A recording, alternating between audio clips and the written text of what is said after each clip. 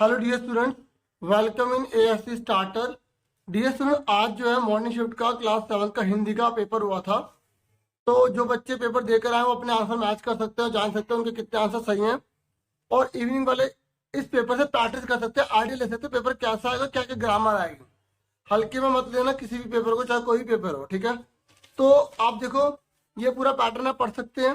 बाकी मैं दिखा रहा हूँ, खंड आ में आपकी पैसेज आएगी, फिर इसी में से आपको आंसर ढूंढ के बताने हैं। 4 एमसीक्यू होंगे, ये मैंने आंसर कर दिया है।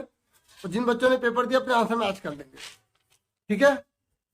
फिर उसके बाद ये आपकी कविता आएगी। ये जो कविता वगैरह ना आपकी पुराने लेसन से आएगी, या मतलब जो छठी क्लास के उससे।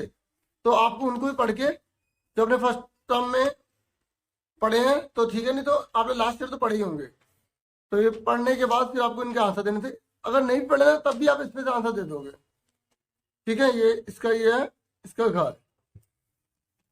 फिर उसके बाद ये है यहाँ पर ग्रामर, व्याकरण। कविता का बहुवचन, कविताएं। जातिवाचक संख्या बताना है, तो नदी, ठीक है। अब संख्या के सारे भेद अच्छे से करना, क्योंकि देख लो कैसे डीपली पूछ रहे हैं। नवीन का विलोम शब्द क्या है? प्राचीन। इसमें बोला विशेषण बताओ, तो जो संज्ञा और सर्वनाम की विशेषता बताओ तो उसे विशेषण कहते हैं। तो ये हो गया 10वीं। फिर उसके बाद पैसेज है ये, ठीक है, ये पैसेज है। और इसको पढ़ के फिर से आंसर देने हैं। देखो कितना आसान पेपर था, ठीक है। ये आपकी बुक में से है, तो इसका आंसर ये है, इसका आंसर ये है, इसका ये, इसका ये, ठीक है। लिख दिया मैंने, कहा, और ये गोला भी सर्कल भी लगा दिया। फिर उसके बाद फिर कविता है, पढ़ो इसे अच्छे से। और पढ़ने के बाद फिर इसके आंसर है, ठीक है।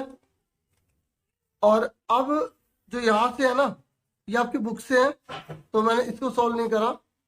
और इसके लिए जो आंसर की आएगी तो आपको पता लग जाएगा, मतलब आपने चैप्टर पढ़े हैं तो आप अच्छे से बता दोगे। मिठाई वाला पाठ में बच्चे किसे देखकर पुलकी तोड़ते हैं? तो जैसे खिलौने वाला। तो आप ना इसके आंसर जो है मैं आपको जो ऑफिशियल आंसर की आएगी वहां से बता दूंगा। पापा खो के पाठ में खंबे की बातें कौन सुन रहा था?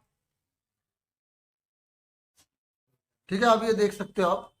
उसके बाद ये तो मैं आपको आंसर जो है ऑफिशियल में बता दूंगा, बाकी बच्चे कमेंट कर देना जो भी आपको बताया। अब सुनो, इसके ग्रामर देख लो। हानि लाभ में समास पूछ रहा है, कि डैश लग गया तो द्वंद्व समास होता है। इसका आंसर होगा हानि और लाभ, ठीक है। और प्रतिदान में मूल शब्द कौन सा? दान। तो यहाँ पर मूल शब्द पूछा है, तो आप इतना लिख के आ जाओगे मूल शब्द। तो यहाँ लिख दोगे आप मूल शब्द में कौन सा? दान।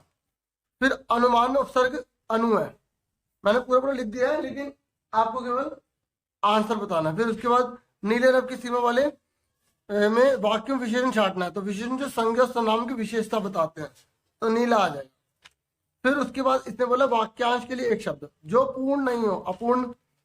बाकी आपके बुक के क्वेश्चन है, तो ये आपको बुक से देखने पड़ेंगे, ठीक है।